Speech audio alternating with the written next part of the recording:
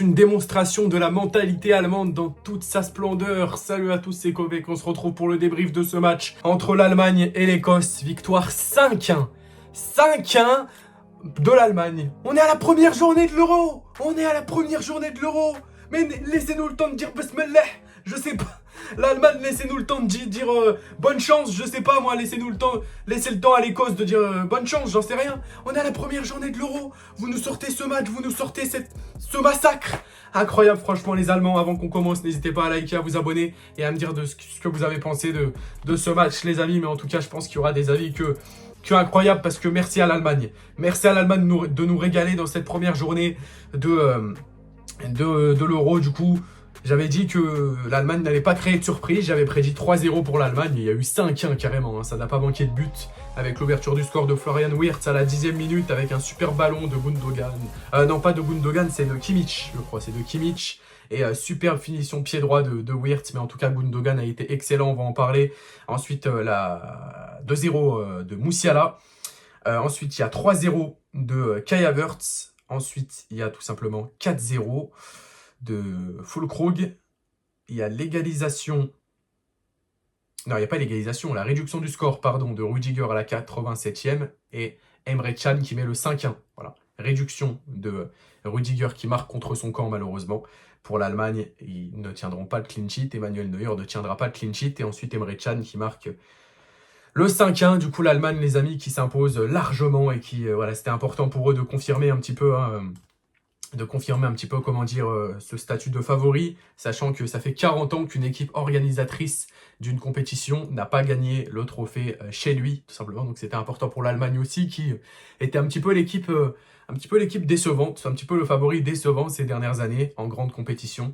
À l'Euro, bon, ils sont pas sortis en poule, mais si on parle de la Coupe du Monde 2022, ils sont sortis en poule, et à la Coupe du Monde 2018, ils sont sortis en poule aussi.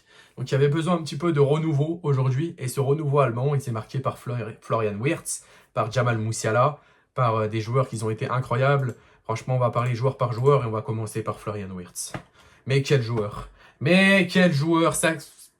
Mettez une clause libératoire à 300 millions, franchement, les Leverkusen, parce que là, vous tenez un bijou.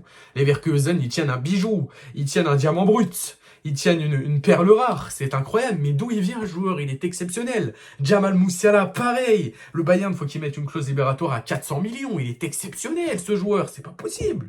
Il sort d'où? Il sort d'une autre galaxie. Pareil, Toni Kroos, il a fait un très bon match. Kimmich, pareil, bon match. En fait, tous les Allemands, enfin, bon match pratiquement. Gundogan, il s'est beaucoup projeté. J'ai beaucoup aimé ce qu'il a fait. Musiala, pareil, très bon match de Musiala. Toni Kroos, il est sorti, mais franchement, voilà, l'entraîneur avait pas trop envie de le sortir. Qu'on voit, voilà, il sait que c'est son dernier Euro, sa dernière grande compétition avec l'Allemagne. Il va prendre sa retraite après, donc il avait pas trop envie de le sortir. Et puis, on a senti une Écosse qui était vraiment pas dans son match. L'Écosse, allô, la compétition, elle a commencé? Vous êtes au courant? Ou parce que j'ai pas l'impression que vous étiez au courant que l'Euro avait commencé là.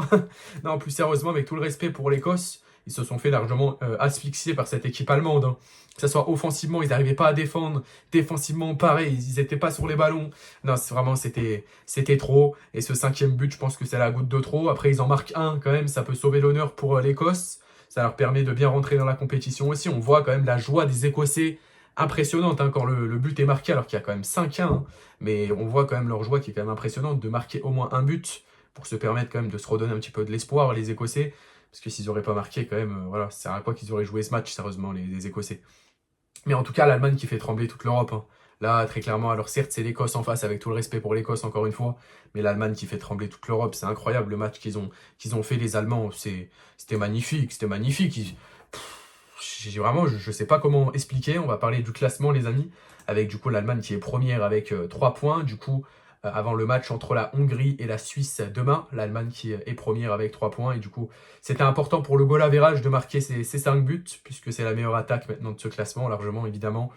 Et l'Écosse qui file à la dernière place, évidemment, avec ses 5 buts concédés. Hein. Imagine, t'arrives dans une compétition, tu te dis, bon, on va peut-être être le match piège, parce que l'Allemagne, c'est une équipe qui a perdu contre le Japon, avec tout le respect. C'est une équipe qui s'est fait sortir de nombreuses fois, avec le fameux Blue Project, là, rappelez-vous de ça, à la Coupe du Monde 2022. Mais l'Allemagne, c'est une équipe qui s'est fait beaucoup surprendre. On va peut-être essayer de leur rentrer dedans, mais non, ils n'ont rien rentré du tout. Ils vont juste rentrer en pleurant, les Écossais, non plus sérieusement. quel match exceptionnel de l'Allemagne. Et après, voilà, franchement, c'est un assassin, Nagelsmann. C'est vraiment il a pas de pitié. Hein. Il voit qu'il y a 4-0, il rentre Sané, Emre Can et Füllkrug. Voilà, vraiment, il a pas de pitié, le coach, le coach de l'Allemagne. Et puis, tu as Füllkrug aussi qui te met un boulet de canon avec un superbe service sur le côté droit. Il te met un boulet de canon. Oh là là là là là là. Mais qu'est-ce qu'elle fait peur, cette équipe. On parle de la France, on parle de l'Angleterre, mais parlons de l'Allemagne aussi. Parlons de l'Allemagne. Un mélange d'expérience, de jeunesse, de talent pur, de talent brut, des joueurs d'expérience, Füllkrug, Müller, Kimmich, Kroos, des joueurs jeunes. T'as Rudiger qui est mi-expérience, comment dire, mi-talent.